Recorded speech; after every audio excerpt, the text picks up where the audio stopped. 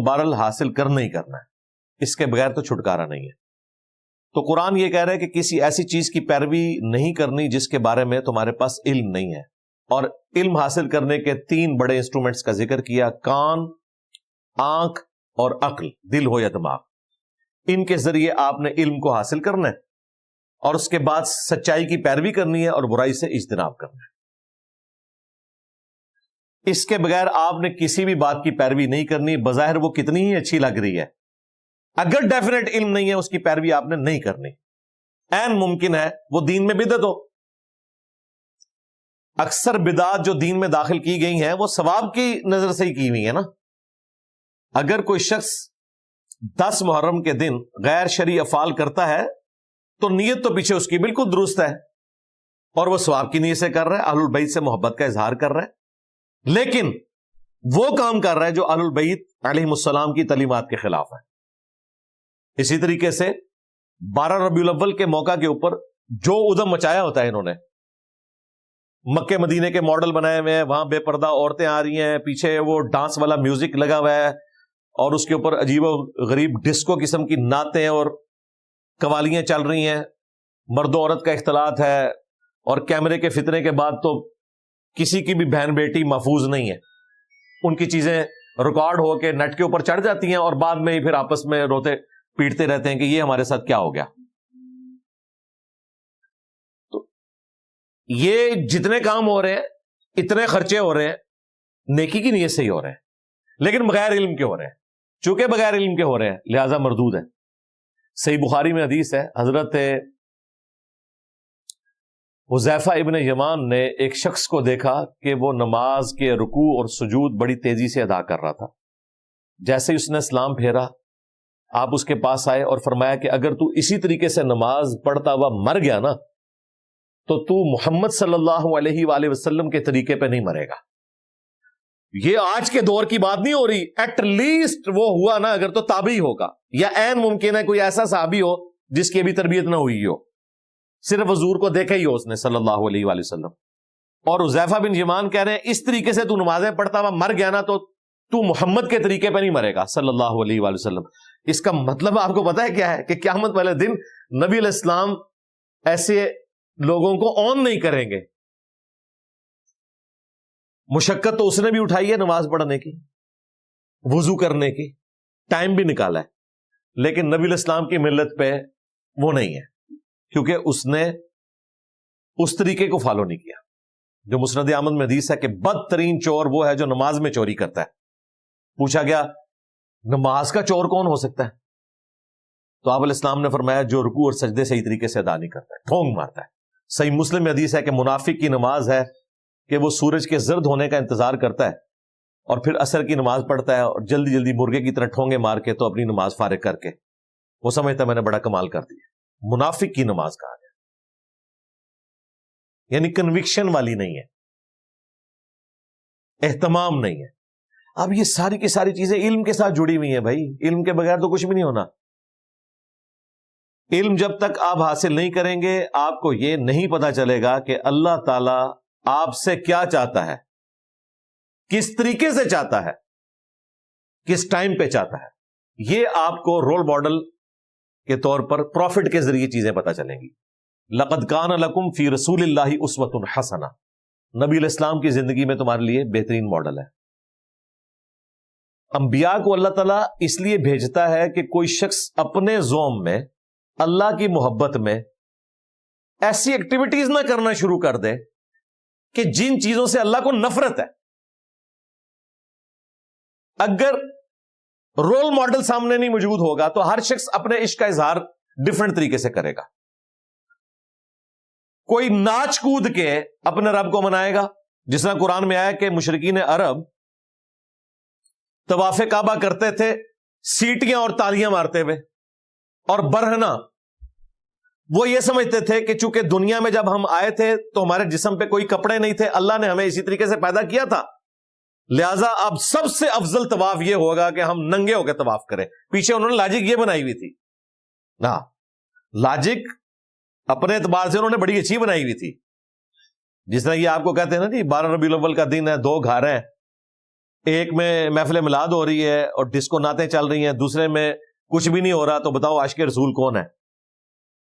Logic اسی طریقے سے کھڑی کرتے ہیں نا علم الکلام کے ذریعے. تو مشرکین عرب نے بھی یہی لاجک اخذ کی ہوئی تھی کہ جب اللہ نے بغیر کپڑوں کے انسان کو پیدا کیا ہے تو سب سے افضل طواف یہ ہوگا کہ انسان کپڑے اتارے اور طواف کعبہ کرے. فتح مکہ کے بعد صحیح بخاری میں آتا ہے، نبی علیہ السلام نے مولا علی کو جب پیچھے بھیجا، 9 ہجری کے حج میں امیر حج حضرت ابو بکر تھے، اور پیچھے سے سورہ توبہ کی آیات نازل ہوئی، ان میں یہ اناؤنسمنٹ تھی کہ 4 مہینے کا ٹائم ہے، یا تو اسلام قبول کرو گے یا جزیرہ نما عرب چھوڑ کر چلے جاؤ، ادروائز عذاب استیصال آئے گا، قتل کیے جاؤ گے. اور اگلے سال سے کوئی مشرک حج کے لیے نہیں آئے گا، اور نہ کوئی کپڑے اتار کر برنا حج کرے گا. یہ ساری چیزیں بین کر دی گئی. یہ ساری چیزیں علم سے متعلق ہے نا، علم کے بغیر تو آپ چیزیں حاصل نہیں کر سکتے. جن لوگوں نے پینتھیزم کا عقیدہ گھڑا، ہماؤس، کہ ہر چیز میں اللہ ہے، درختوں میں، پہاڑوں میں، جانوروں میں، وہ کہتے ہیں یہ سب چیزیں جو ہیں یہ اللہ ہی نے ان چیزوں کا روپ دھار لیا ہے. وہ کہتے ہیں ہم مان نہیں سکتے کہ خدا کے علاوہ کوئی اور وجود بھی ہے. اب یہ اللہ کی محبت میں انہوں نے عقیدہ کھڑا ہے، لیکن کفریہ، شرکیہ، الہاد ہے. یہ حادث کو قدیم سے الگ کرنے کا نام ہی توحید ہے. یہ تمام چیزیں حادثہ ہیں، اللہ تعالیٰ نے کریٹ کی ہیں. اللہ قدیم ہے، ہمیشہ سے ہے. یہ علم الکلام کی ٹرم ہے، جو ہمیشہ سے وہ قدیم ایک اللہ ہے. اگر مخلوق اور خالق کا فرق اس اعتبار سے ختم کر دیں گے تو توحید تو اسٹیک پہ لگ گئی. اب جن لوگوں نے یہ کیا، انہوں نے کہا کہ ہم اللہ سے ایسی محبت کرتے ہیں کہ اس کے سوا کوئی وجود ماننے کو ہم تیار ہی نہیں ہے. کیا محبت میں، لیکن وہ کام کیا جو اللہ تعالیٰ کو سب سے زیادہ ناپسند ہے. یہ اکثر آپ نے، وہ مولانا روم نے بھی وہ کہانیاں بنا کے مثنوی میں لکھ دی کہ جی حضرت موسیٰ علیہ السلام نے ایک شخص کو دیکھا، وہ اللہ سے باتیں کر رہا تھا کہ یا اللہ تو میرے پاس آئے، میں تجھے نہلاؤں، پھر تیرے بالوں میں کنگھی کروں.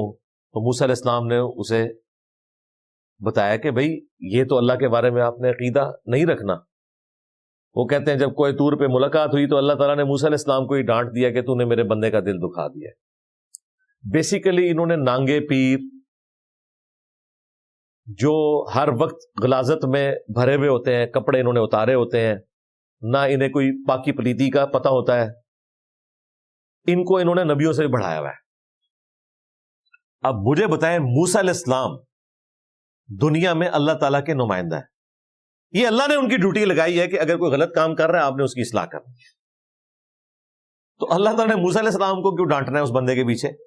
موسیٰ علیہ السلام تو اپنی ڈیوٹی پوری کر رہے ہیں، کام تو وہ غلط کر رہا تھا. وہ کہتے ہیں نہیں عشق کی باتیں ہیں. اس طریقے سے آپ نے عشق کا اظہار کرنا ہے. اللہ تبارک و تعالیٰ کہتا ہے لیس کمثلی شیء وہو السمیع البصیر، اللہ کی مثل کوئی شے نہیں ہے. پھر اللہ تعالیٰ فرماتا ہے وَلَا تَقُولُوا عَلَى اللَّهِ إِلَّا الْحَقِّ، اللہ کے بارے میں حق کے سوا کوئی بات نہیں کرنی. اب یہ حق کے سوا کوئی بات نہیں کرنی، یہ آپ کو کون بتائے گا؟ پیغمبر، اللہ تعالیٰ کی تعلیمات کی روشنی میں. لہذا علم کے بغیر بھائی کچھ نہیں ہے، سیدھی سی بات ہے. انما یخشی اللہ من عبادہ العلماء، اللہ کی خشیت اور معرفت صرف اہل علم کو ہے. قل هل يستوي الذين يعلمون والذين لا يعلمون انما يتذكر اولو الالباب. اے نبی فرماؤ کہ علم والے اور بغیر علم والے کیا برابر ہو سکتے ہیں؟ نصیحت تو نہیں حاصل کرتے مگر عقل والے. یہاں آپ کو کہتے ہیں اختے چلے نمبر لے کے. عقل والے ہیں ان جی عمرہ گالیاں، یعنی عقل والوں نے تو اپنی عمریں ضائع کر دی ہیں، عشق والے نمبر لے گئے. تو انہوں نے عشق کے نام کے اوپر علم کی توہین کی جو نبیوں کی وراثت تھی. قرآن میں نبی علیہ السلام کو حکم ہوا ہے قل رب زدنی علما، اے نبی آپ بھی عرض کیا کریں اے اللہ میرے علم میں اضافہ کر دیں. علم کی بنیاد پہ ہی آپ اللہ کی شناخت کر سکتے ہیں، علم کی بنیاد پہ آپ آخرت کی ہمیشہ کی کامیابیاں کما سکتے ہیں. اس کے بغیر آپ جتنا مرضی زور لگاتے رہیں، آپ ہو سکتا ہے کہ عمل کر کر کے تھک جائیں لیکن اینڈ ریزلٹ زیرو نکلے. جو قرآن میں عاملۃ ناصبہ، عمل کر کر کے تھک جانے والے. حضرت عمر کا قول ہے اس آیت کے کانٹیکسٹ میں، انہوں نے کہا اس سے مراد یہودی اور نصرانی وہ راہب ہے جنہوں نے باتیں تو بہت کی ہیں لیکن عمل کر کر کے تھک گئے ہیں. اللہ کو وہ مطلوب نہیں تھا، وہ پیغمبروں کی تعلیمات یہ نہیں تھی. اور یہ آپ کو کہتے ہیں عبد القادر جیلانی جو ہے وہ 30 سال تک پتے کھاتے رہے. اب یہ 30 سال تک پتے کھاتے رہے، یہ کون سا دین ہے؟ یہ کون سی شریعت ہے؟